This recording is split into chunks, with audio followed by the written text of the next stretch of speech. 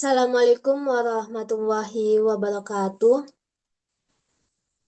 Perkenalkan, nama saya Sumaya, jurusan Pendidikan Luar Biasa FPL tahun 2025. Baik, di sini saya akan menjelaskan materi tentang konsep dasar psikiatri, pendekatan dalam psikiatri, dan jenis-jenis gangguan kejiwaan. Baik, izin share screen teman-teman semua.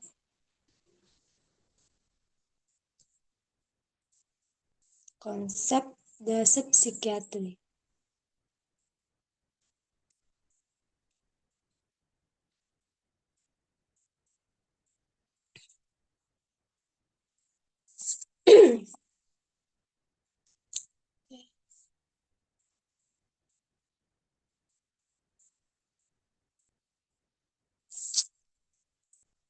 Konsep dasar psikiatri.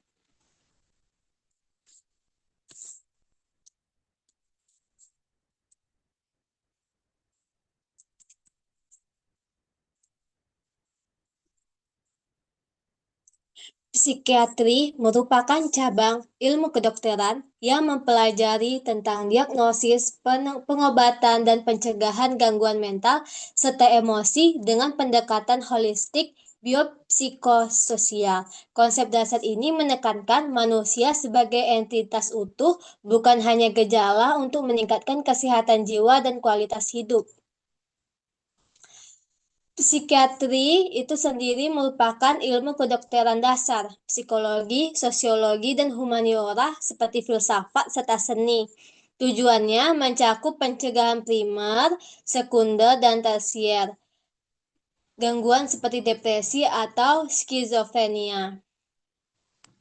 Nah, untuk diagnosis utamanya, pemeriksaan mencakup wawancara, riwayat medis, dan status mental, persepsi, perhatian, berpikir, emosi, dan kesadaran, model kepribadian seperti ID, ego, superego, dan sistem limbik otak jadi dasar neurobiologis. Aplikasi pada anak relevan untuk intervensi autisme atau disabilitas dengan fokus adaptasi perilaku, stimulasi emosional, dan kolaborasi keluarga pendidik. Pendekatan ini cegah gangguan kronis melalui terapi obat dan psikoterapi. Baik, semuanya kita akan lanjut ke materi selanjutnya, yaitu pendekatan dalam psikiatri.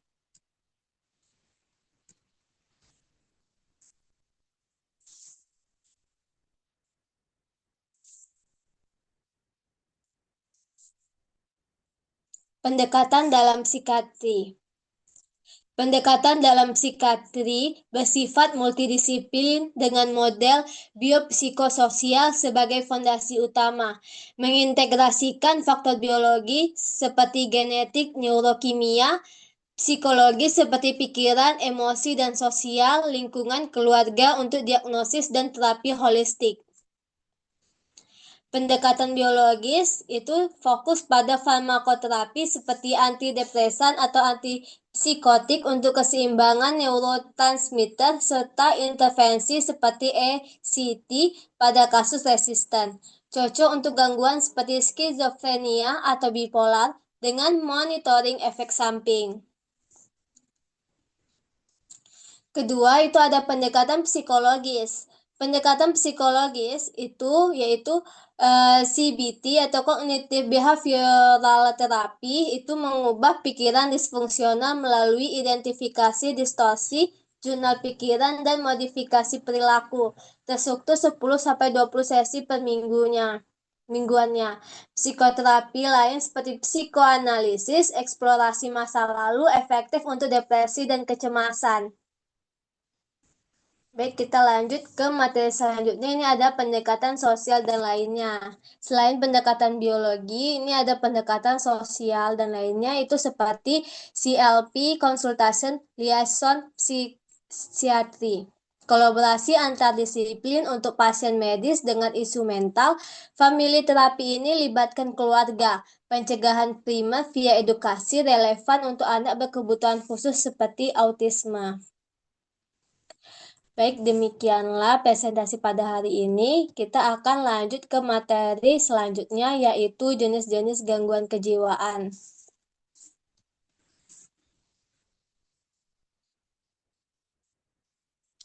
Selain kita mempelajari tentang konsep dasar psikiatri, pendekatan dalam psikiatri, kita juga akan mempelajari tentang jenis-jenis gangguan kejiwaan. Jenis-jenis gangguan kejiwaan. Gangguan kejiwaan berdasarkan DSM dan ICD itu mencakup spektrum dari psikotik hingga neurotik dengan dampak signifikan pada anak berkebutuhan khusus seperti autisme melalui intervensi dini. Nah, gangguan psikotik itu salah satunya adalah skizofrenia.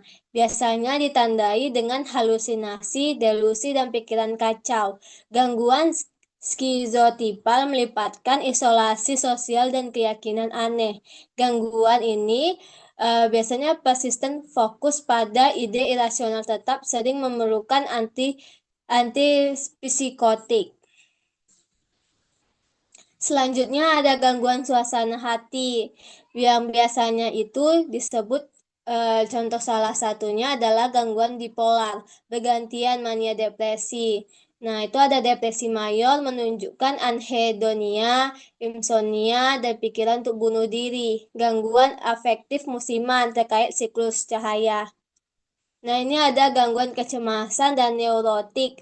Gangguan kecemasan umum atau GAD dipicu khawatirnya berlebihan, serta ada OCD obsesi kompulsi. PTSD timbul pasca trauma dengan flashback, dan gangguan somatoform muncul keluhan fisik tanpa dasar. Nah, ini ada gangguan kepribadian dan lainnya. Kepribadian borderline, fluktuasi emosi ekstrim, ada antisosial, mengabaikan norma sosial, retardasi mental bervariasi ringan sampai berat. Ada juga gangguan kepribadian ini seperti gangguan makan, anoreksia, bulimia, dan tidur termasuk sindrom perilaku fisiologis.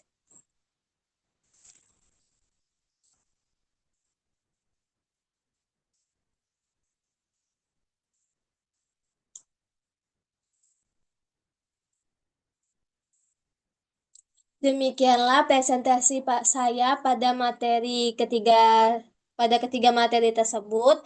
Apabila saya ada kesalahan, saya mohon maaf. Wabillahi taufiq walhidayah. Wassalamualaikum warahmatullahi wabarakatuh.